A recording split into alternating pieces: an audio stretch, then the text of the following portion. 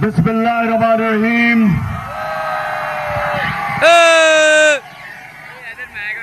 इय्याका नअबुदु व इय्याका नस्तईन। अच्छा, मैं शबीर। हेलो।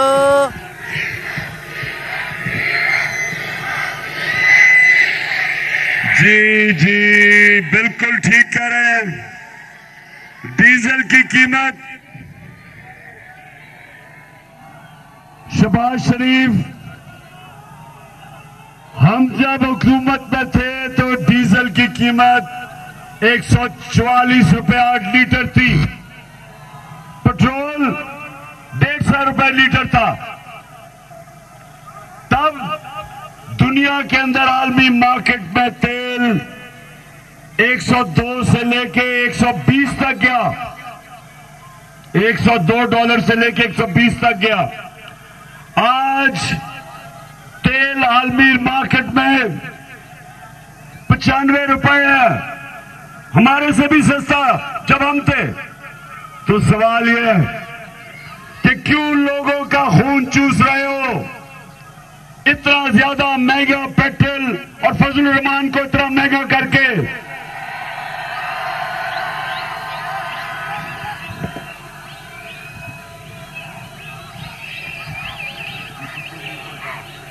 बिल्कुल फजलुर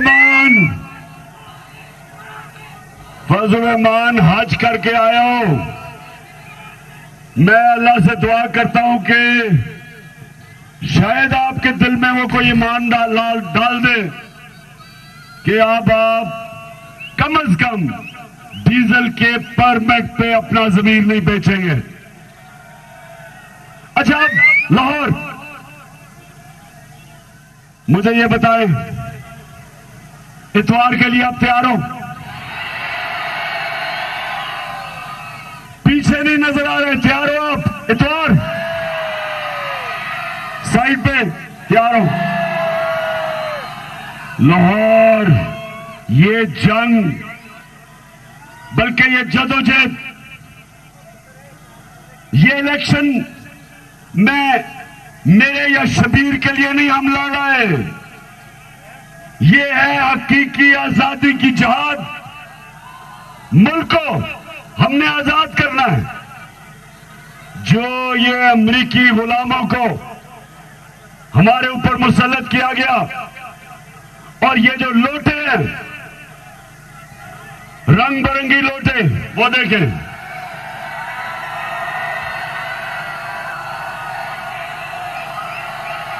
लोटा क्या होता है? लोटा वो होता है जो अपना ज़मीर बेचता है, अपने ज़मीर का सौदा करता है, जिसका कोई किबला नहीं होता। बल्कि मैं तो इससे आगे जाऊंगा। ला इलाहा इल्लल्लाह का मतलब कि अल्लाह, तेरे सिवा किसी के सामने ना हम झुकते हैं, ना हम डरते हैं, और हम कभी अपने ज़मीर का सौदा नहीं करते, क्योंकि अल्लाह हक है, सच का खुदा है। जो भी अपना ज़मीर बेचता है, मेरी नजर में वो शिर्क करता है।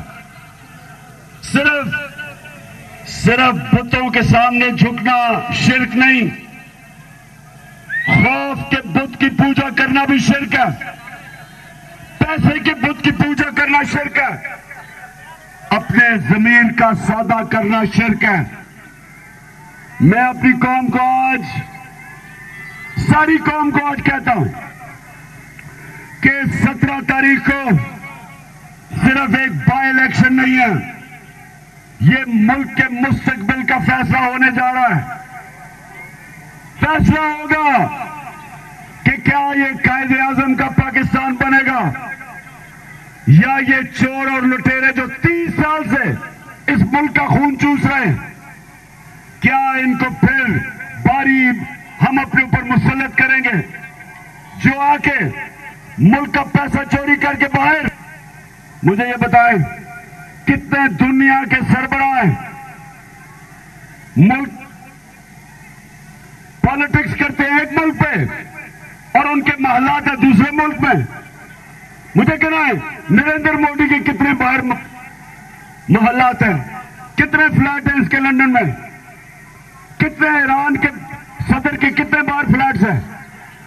सिर्फ जिन मुल्कों के अंदर हुक्मरान चोरी करते हैं, वो मुल्क से बाहर पैसा भेजते हैं। जो अपने मुल्क में सिर्फ पैसा बनाने आते हैं, वो पैसा बाहर लेके जाते हैं, वो बाहर बड़े बड़े महलों में रहते हैं।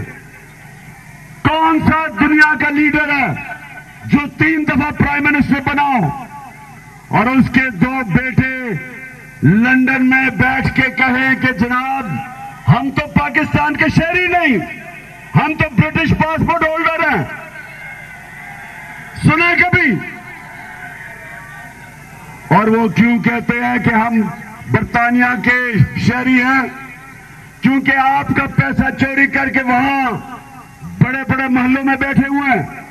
और जब नैब ने बुलाया, बताया कि जनाब, पूछा कि किधर से पैसा आया, 10 अरब के घर में एक रहता है नवाज का बेटा हसन शरीफ, और ये जो 4 बड़े बड़े महलात हैं, इनकी मालिका कौन है? कौन है इनकी मालिका?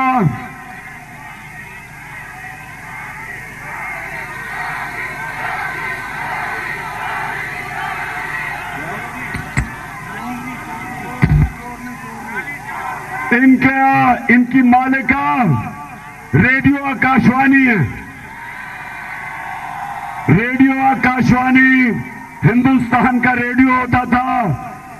आप पैदा नहीं हुए थे तब, 1965 की जंग में। वो सारा रेडियो जब भी बोलता था झूठ बोलता था। तो हमारी यहां की रेडियो आकाशवाणी, उसे सच ही नहीं बोला जाता। आपने सुना है, आपने, मेरी बहनों, आप सारी ख्वातीन बैठी हैं, आपने कभी सुना कि वो कहती कि मेरी लंदन तो छोड़ो, पाकिस्तान में भी कोई प्रॉपर्टी नहीं है? सुना है आपने? तो देखिए, सुने कि हम लोगों को बेवकूफ नहीं बना सकते। सिर्फ लंदन में प्रॉपर्टीज तो दूर की बात है, मेरी पाकिस्तान में भी कोई प्रॉपर्टी नहीं है। मैं अपने वालिद के पास है और मुझे समझ नहीं आई कि मेरी और मेरी वालदा जी और बहन भाइयों की प्रॉपर्टीज ये कहाँ से निकाल के ले आए हैं। सुना ये पहले इसको कोर्ट में तो लेके जाए। जिस तरह का पेपर ये आपके सामने पेश कर रहे हैं, कोर्ट वाले तो उसको उठा के पहले तो गद्दी की टोकरी में फेंकेंगे। यानी कि मरियम शायद ये कह रही थी कि मेरी लंदन तो छोड़ो, पाकिस्तान में कोई कम से कम 10 अरब से कम प्रॉपर्टी नहीं है। तो पाकिस्तानी सुनो, ये लुटेरा खानदान और दूसरा वो जो सिंध का बड़ा डाकू जरदारी है, आप सब मेरी टीम हो। 26 साल से इन 2 डाकुओं खानदानों के खिलाफ मैं जहाद लड़ रहा हूं। आप सबने मेरे साथ मिलके इनको शिकस्त देनी है। हाथ खड़ा करके बताएं, आप साथ खड़े हैं? आप बेफिक्र हो जाएं, आपके कप्तान को मुकाबला करना आता है। ये बुशरा कंपायर अपने साथ बुला ले। एक मिस्टर एक्स, उसको खास हुक्म मिला हुआ है कि उसने इनको इलेक्शन जिताना, चोरों को।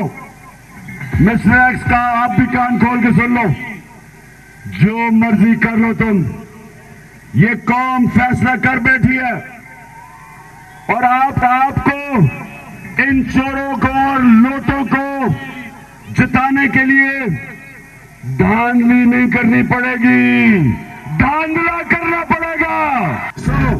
सुने जरा, मैं सारों को आज खबरदार करना चाहता हूं कि अगर आपने धांधला किया इन चोरों को जिताने के लिए, तो अभी से श्रीलंका का हाल देख लो।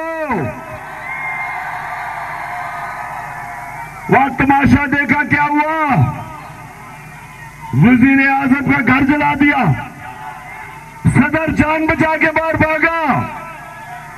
अगर धांधला किया तो श्रीलंका में तो सिर्फ 2 करोड़ की आबादी है, 2.25 करोड़ की, या 22 करोड़ की आबादी है। ये लोग एक दफा खड़े हो गए और निकले चोरों के खिलाफ। अभी तो हम पुरअमन एहतजाज करते हैं, पुरअमन जलसे करते हैं, सारे पाकिस्तान में करोड़ लोग निकले हैं पुरअमन एहतजाज और जलसे। लेकिन जब आप इस कौम को दीवार के कोने पे लगा दोगे, आप इनके खिलाफ झूठी FIR, सहाफियों, इमरान रियाज जैसे सहाफियों के ऊपर जेलों में डालोगे, एयाज अमीर, अरशद शरीफ, समी इब्राहिम, साबिर शाकिर, ये वो लोग हैं जो राय हक पे खड़े हैं, उनको आप दीवार से लगा देंगे। जिस तरह 25 मई को आपने पुरअमन एहतजाज के ऊपर औरतों पे, बच्चों पे शेलिंग की, केसेस किए, घरों में गए, खौफ फैलाया। ये याद रखें कि ये कौम सब्र कर रही है, लेकिन जब आप इनको दीवार के साथ लगाएंगे, उसके बाद या श्रीलंका से ज्यादा बुरा हाल होगा। छुपने की जगह नहीं मिलेगी। और दूसरा, मैं अपने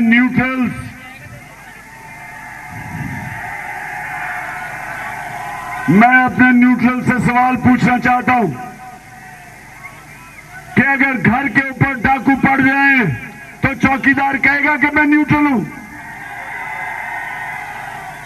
हमारे मुल्क पे डाकू मुसल्लत हो गए बैरूनी साजिश के तहत, तो क्या जिनके पास पावर थी, जो मुल्क के मुहाफिज थे, क्या आपकी कोई जिम्मेदारी नहीं थी इन चोरों और डाकुओं का रास्ता रोकने के लिए? और मैं ये आगे पूछता हूं कि जब 25 मई को औरतें, बच्चों के ऊपर शेलिंग हो रही थी, तो कोई आपकी जिम्मेदारी नहीं थी कि ये जुल्म रोकने के लिए? और मैं ये भी पूछता हूं कि जब ये वो लोग जो पाकिस्तान से, हमारे बाहर से साजिश करके हमारे पे मुसल्लत किए गए हैं, क्या ये आपको पता नहीं कि सारे पाकिस्तान के दुश्मन इनके साथ हैं? हिंदुस्तान में खुशियां मनाई गई जब चेरी ब्लॉसम शहबाज शरीफ के ऊपर बिठाया गया, खुशियां मनाई उन्होंने। इसराइल अखबारों में खुशियां मनाई गई जब इमरान खान को निकाला गया। और क्या आप बाकी समझते हैं कि अमेरिका एक मजबूत पाकिस्तान चाहता है? आप समझते हैं? अमेरिका तो हिंदुस्तान को अपना स्ट्रेटेजिक दोस्त मान चुका है, वो तो हिंदुस्तान के साथ खड़ा हो गया। तो क्या वो चाहेगा कि पाकिस्तान इतना मजबूत हो जाए जो हिंदुस्तान को खौफ आना शुरू हो हमारे से? नहीं चाहेगा। तो जो हमारे दुश्मन जब खुश हों जिन चोरों के आने पे, और ये चोर हमेशा अमेरिका की गुलामी करते रहे। अभी जरा लाहौर में जरा आपको एक दिखा दूं, शहबाज शरीफ का जरा सुने कि ये जब तुर्की गया, UAE गया और सऊदी अरेबिया, तो ये जरा सुने ये क्या करने गया था। मैं सऊदी अरब से होके आया हूँ, मैं यूएई के होके, अभी मैं तुर्की होके आया हूँ। और मैंने उन भाइयों को कहा कि आप हमारे बड़े अजीम भाई हैं, हमेशा आपने हमारी मदद की। और मैंने यही कहा, जब मैं आया हूँ तो आप समझेंगे शायद ये मांगने आया है, मैं मांगने नहीं आया, लेकिन मजबूरी है। और जिस तरह माजी में 75 साल में आपने हमारा हाथ बटाया है, कुछ ऐसा आप हाथ बटा। मैंने कहा मैं वादा करता हूँ कि इंशाअल्लाह हम पूरी कौम हम मिलकर दिन रात मेहनत करेंगे, पसीना कराएंगे, अपने पांव पे खड़े होंगे। बड़ी मजबूरी है शहबाज शरीफ, मैं भीख मांगने नहीं आया, मैं मजबूर हूं। क्या इसको आप अपना वजीर आजम मानते हो?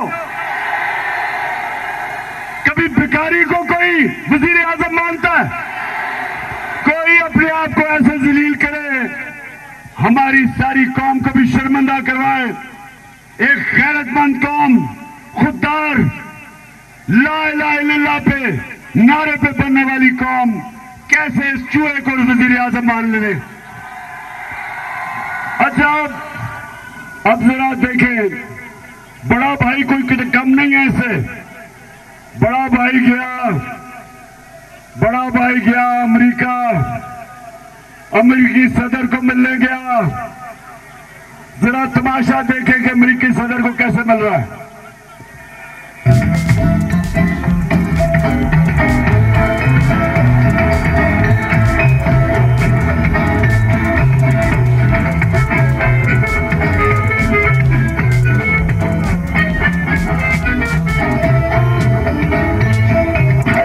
Once again, and look forward to welcoming you and Mr. Obama and Mrs. Obama in Pakistan. And Kima and Dan is great. यानी कि अमेरिकी सदर के सामने ऐसे बैठे जैसे स्कूल का बच्चा बैठे हेडमास्टर के सामने। पर्ची पकड़ी हुई है कि कहीं मेरे से गलती ना हो जाए, मुझे मारना पड़ जाए हेडमास्टर से। सर मैं थैंक यू भी पढ़ के कि कहीं गलती ना हो जाए, मेरा हेडमास्टर नाराज ना हो जाए।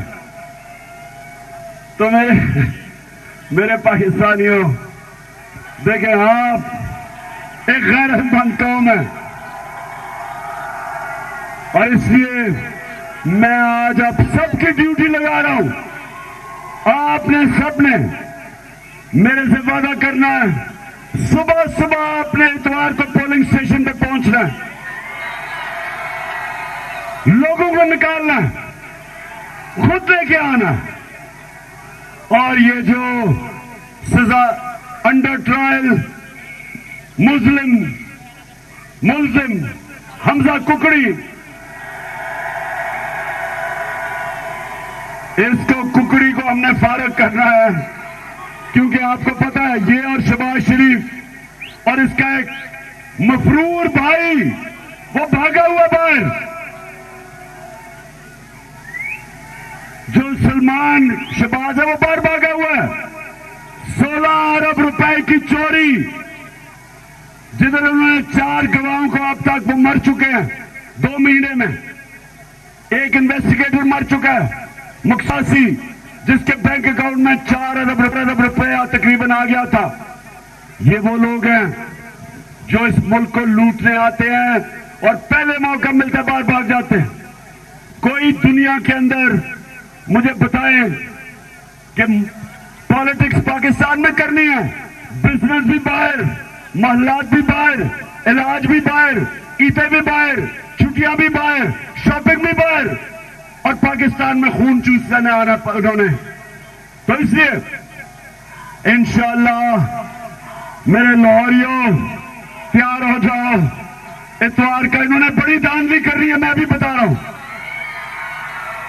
आज तक ईमानदारी से कुछ नहीं कर सके। नवाज शरीफ जब क्रिकेट भी खेलता था अपना अंपायर खड़ा करता था, वो भी रोंदी से, यानी वहां भी बैटिंग करता था तो आउट नहीं मांगता था, क्योंकि अपना अंपायर खड़ा होता था। भी अपने अंपायर खड़े किए हुए हैं इन्होंने। तो इंशाअल्लाह मेरे कौम, मेरी गैरतमंद पाकिस्तानियों, इंशाअल्लाह इतवार को जब हम जीतेंगे मिलकर इंशाल्लाह जश्न मनाएंगे। पाकिस्तान जिंदाबाद।